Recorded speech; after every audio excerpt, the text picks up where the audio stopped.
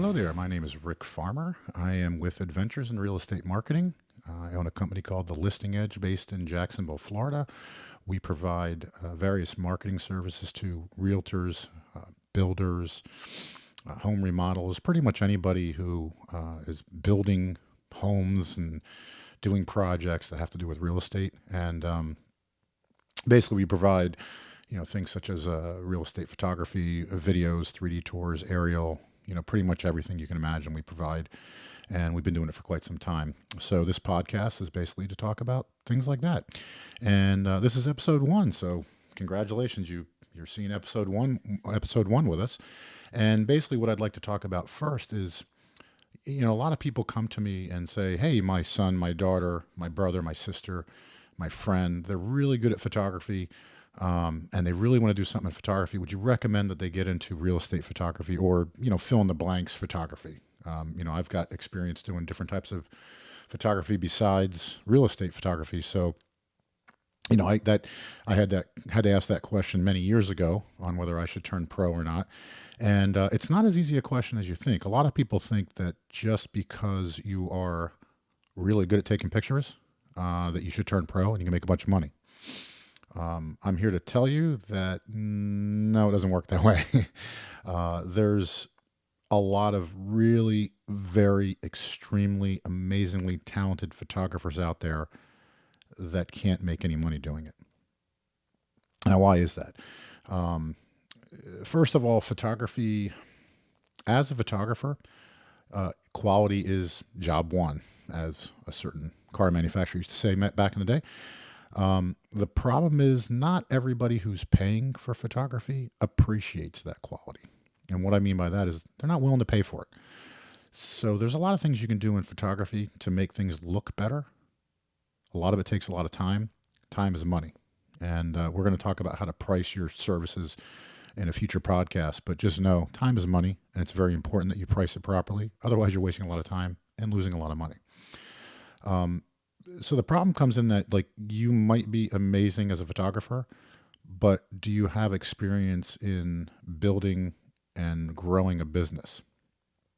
Now, the answer may be no, but that doesn't mean that you can't do it.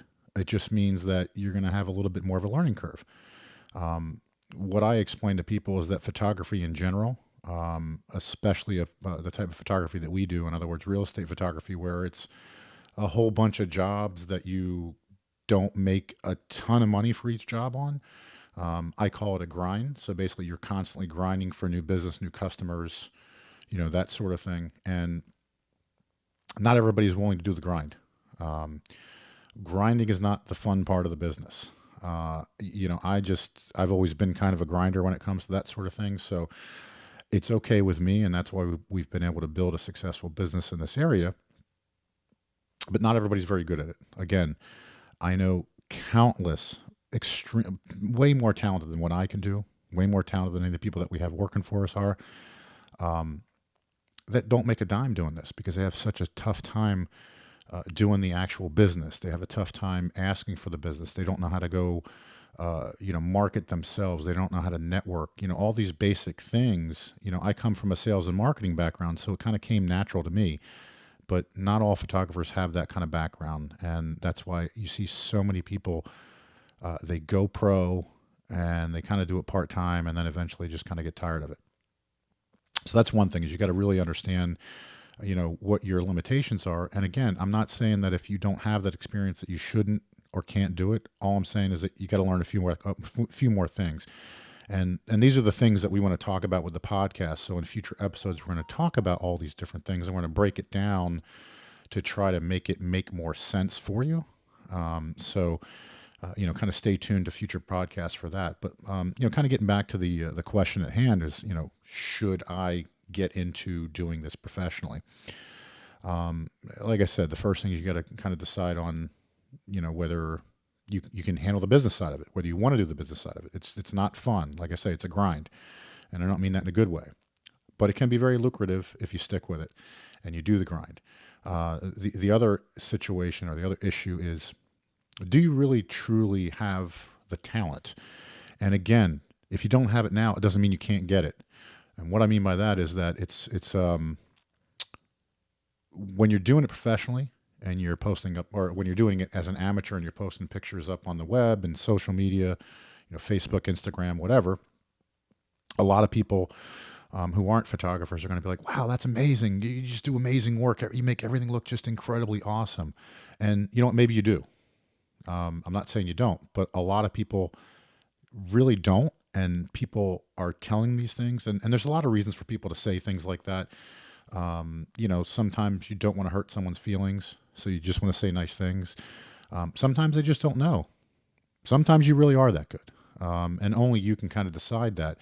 And that kind of comes to the next thing that you need to be concerned about, is that I see people post questions in some of the groups that I hang out in social media. Things like, hey, I've got my first shoot. What do you recommend? What are your suggestions to make the shoot go smoothly? And I'm just like, I shake my head and I go, you should have asked that question before you ever got the business. And, one thing that I've always kind of my mantra where that's concerned is I don't want to charge my customers for me to learn. So I'm not going to say that I haven't had customers ask me to do things that I don't have the experience with or I'm not terribly comfortable with. But if that happens, I never charge them and I let them know up front. First thing I do is I try to refer it out to people that I know that have the experience and are good at it. And if that doesn't work, then like I say, I'll be like, look, I can do it. I can figure it out. I'm not going to charge you for it because I'm not going to charge you to learn how to do what you're asking me to do. But just know you might be better off with someone else who's out there, who's out there that has the experience doing it. And that's a really tough thing to do when you first start your business, because when you first start your business, you don't have business. So you want to take every piece of business that you can get and keep it all to yourself and make the money. And I totally get that because, we started out many years ago and it was the same thing for us. But you really got to stop yourself from doing that because like a lot of business, I should say, is that like if you start it out and you start messing up, people are going to remember that. People remember your mistakes way more than they remember your successes or your good things that you've done. And you just have to remember that. So just be sure that you really know what you're doing. And I don't mean that you have to be perfect. I just mean that you need to know what you're doing and you need to be on a professional level at least. Okay? Professional level might be right here. Top of the line might be up here. You need to be somewhere from here up in order to do this and be a true professional. And that's what it means to go pro, is be a true professional. Know when to walk away from business. Know when to not walk away from business, that sort of thing. So there's a lot of things to kind of keep in mind before you decide whether you're going to go pro. These are some of them. Another one for me would be, do you have the money to turn pro? And what I mean by that is like, do you have the equipment? Yeah, you can shoot a lot of different things with different types of cameras out there, use different types of equipment.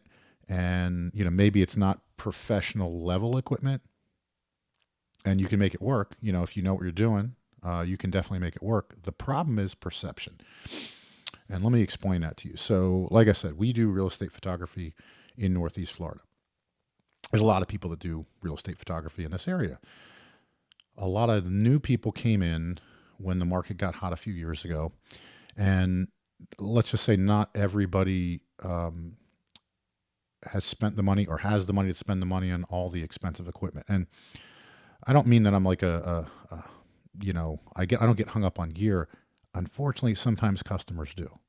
So sometimes customers will look at your camera setup and go, that doesn't look like the last person we used. And then they start questioning whether you're truly professional or not. So it's a shame that we have to be that way.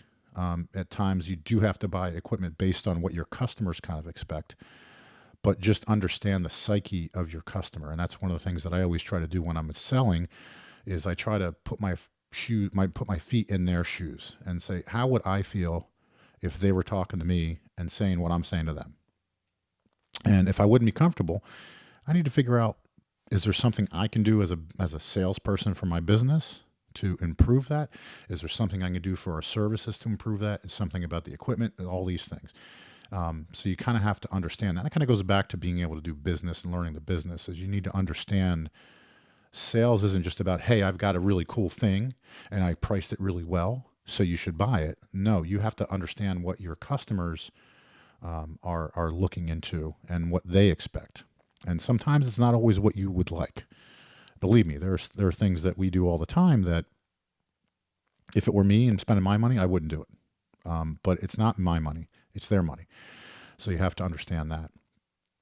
And and this kind of goes for any type of photography, not just real estate photography. I speak about that because that's what we do mostly of. But like I say, I've done other types of photography in the past, so I understand what you're up against.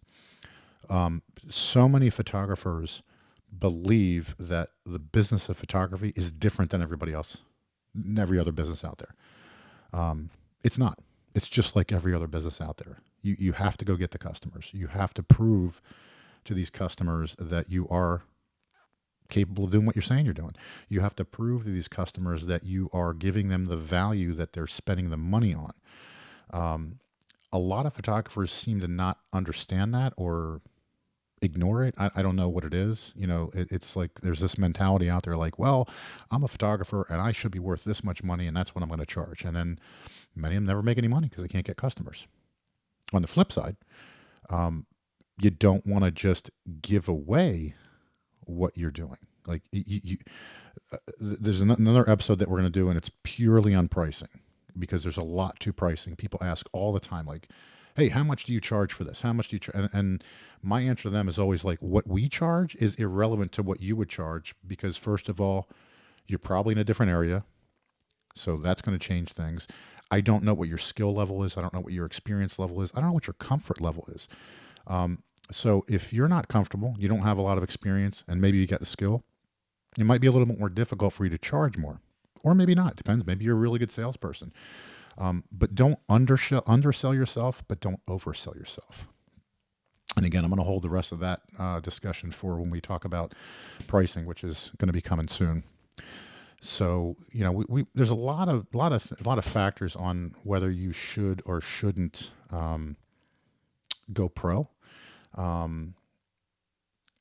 What I will tell you is that from being somebody that has, it's what we do full time. I don't do anything else for a living. Well, except podcast, but podcast about what I do. The problem is that once you do it professionally, it's not as much fun anymore. And let me explain that. Let me take a step back. I don't mean to say that I don't enjoy doing what I do, because I do. I really enjoy it. I love meeting the people that we meet. Our customers, we're very fortunate. Our customers are very interesting people. They're very friendly. Occasionally you'll have a person who owns a home that's selling it that maybe they're not as friendly. Maybe they had a bad day, whatever. But overall, I just find people are so much more friendly. I meet so many really good people. I've learned a lot of things, from people, not photography related, but different things, different non-photography related things about the area. And some other things, that on a personal level that I've been able to take advantage of, which is nice. And I just like meeting people. To me, it's a lot of fun. I like to travel, and part of what I like about travel is meeting new people from different areas and people watching. And you can do a lot of that doing this. So it's a lot of fun. It's very rewarding where that's concerned. If you build a successful business, it can be very rewarding financially. Again, it's a grind, but you can do well. And a lot of people think you can't do well. And I'm here to tell you that you can if you do it the right way. And it's not that hard, it's just work. So you can do that. But what I will say is that before I started doing this professionally, I had gotten into photography, and people are like, "Hey man, you're great. You should do this professionally," so on and so forth. A lot of people get that. It's kind of the way most people sort of come to it as a professional. And once I started doing it professionally, I stopped having the fun that I used to have. And what I mean by that is that I used to, get together with people and we do these, these photo walks. If you've done any photography for any amount of time, you know what I'm talking about, where just people get together in a certain area that maybe is an interesting area from a photography standpoint. And you all go there and you all take pictures. And it's really neat because it's a lot of camaraderie and you're talking to different people and you've got people of all different levels, all different walks of life. You got people that have all the money in the world and they have all the gear in the world, and you have people that have little money and like minimal gear, and it's just really a great learning experience to to learn from different people how they're doing these things. And again, not from a professional standpoint, just as a photography, purely photography standpoint. And it's also enjoyable, or was enjoyable, for me to, go to these places, look for interesting things to take pictures of, and then try to figure out the best way to photograph it. And I've got a lot of, photographs on the wall that I've taken, not of what we do for a living. I don't have other people's homes on my wall, but, I travel a lot.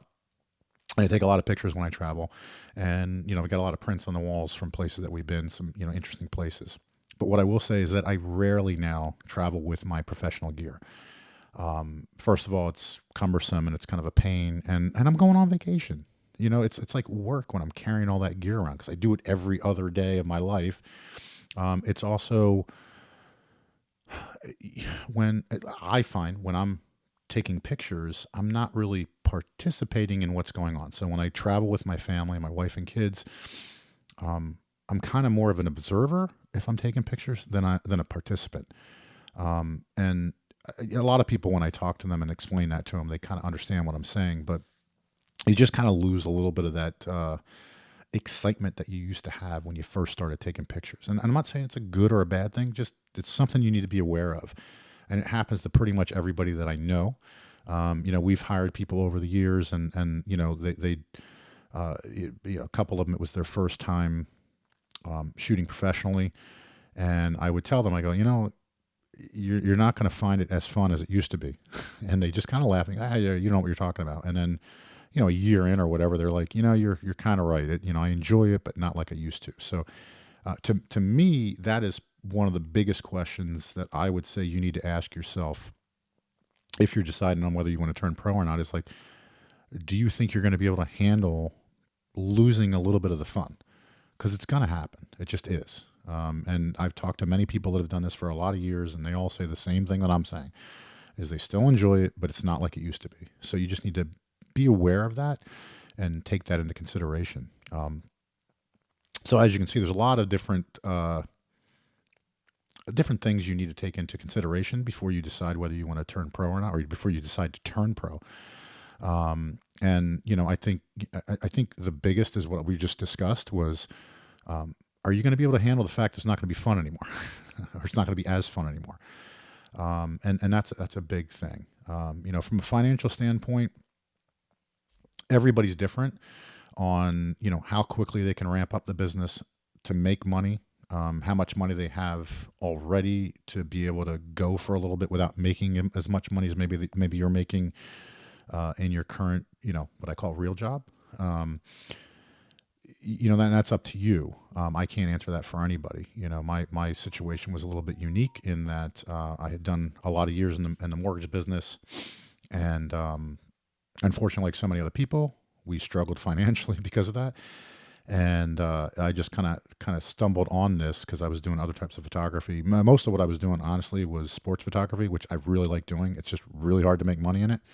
And I did specifically a lot of mixed martial arts. I'm originally from the New Jersey area. And, did weddings and portraits, just like everybody kind of starts off doing. But I was in the mortgage business, had somebody ask me, some agents say, hey, can you shoot a house? And I was like, sure, I can shoot a house. I was a bit naive then, a lot younger, actually had some hair. And, I learned very quickly that while I could shoot a house, I couldn't do it professionally. So thankfully, I didn't charge those first few people, because if I look back on those images, I'd be like, ooh, I guess they're professional, but way different than what we're able to do now for a lot of reasons. So, you're going to continue to grow. And, if you're somebody who constantly wants to grow and get better at what you're doing, yeah, that's a checkbox to me, as far as, you have to do that when you have your own business like this. So, there's a lot of different things to consider. I personally have found this to be a very rewarding career choice. It did take a bit of time to build up enough business to, feel confident that it's not going to go away. I mean, like a lot of people, I did it part-time at first, and eventually went full-time. And, thankfully it's worked out. I mean, even with COVID, like a lot of people, our business is definitely down, but, we haven't had to get rid of any of our employees, which is one of my first things. I don't want to do that. I want to keep everybody employed and eventually, hopefully, have to hire some people. And yeah, okay, we don't have as much money right at the moment to maybe upgrade some equipment if there's an upgrade available. But I'm very confident things are going to come back here soon. So if you're watching this in the future, you can kind of reminisce about the COVID days. This is the end of 2020, November, right before Thanksgiving. So times are a little bit crazy right now, but it's crazy for everybody. I'm very fortunate in that we haven't had to get rid of anybody, and we're still making enough money to keep the lights on and pay everybody's bills and all that kind of thing. So, rather than getting down on the situation, I'm actually encouraged, and business is going to come back, and I know it's going to come back, and we're going to be poised to really take advantage of it. So, it's a very rewarding career, can be a very rewarding career. But you just need to really understand whether it's something that you truly, truly want to do. And, honestly, you may not even figure that out unless you actually kind of jump into the deep end of the pool. And some people get in and they find out it's not for them. In fact, a lot of people get in and find out it's not for them. You see a lot of people start up and then they kind of fade away. But we're here to try to help you make that decision, or at least give you the information to help you make the decision. And then, like I said, we've got a whole bunch of this is a podcast episode 1. We're going to do a bunch of podcasts, and we're going to talk about different things. Once you've decided to go pro, now what? How do we build the business? So that's kind of what we're going to be talking about, all these different things to hopefully help you build your business. Anyway, that's kind of all I have for right now. I hope you enjoyed it. If you're watching this on YouTube or any other video thing, please like the video for us. Please subscribe to us. It definitely helps, as you, I'm sure, hear every time you watch a video. If you're listening to this on the podcast, please keep downloading them. And most importantly, we're going to have some links along with this. And you can also email me with suggestions. We're planning on having some guests coming up here pretty soon. And, if you got suggestions or questions, you want to ask some questions about things that we talked about here, or you'd like to see some other topics, feel free to email me at rfarmer@listingedge.net. Again, it's rfarmer@listingedge.net. And we look forward to hearing from you. We love any feedback, good, bad, and different. This is all brand new for us, so I'm kind of setting some things up. So this may not be technically perfect at the moment, but we're going to work on it. And we're going to keep improving. So again, thanks so much for listening or watching or both. And we hope to provide you with a lot more good information here in the very near future. Thanks a bunch and have a good day.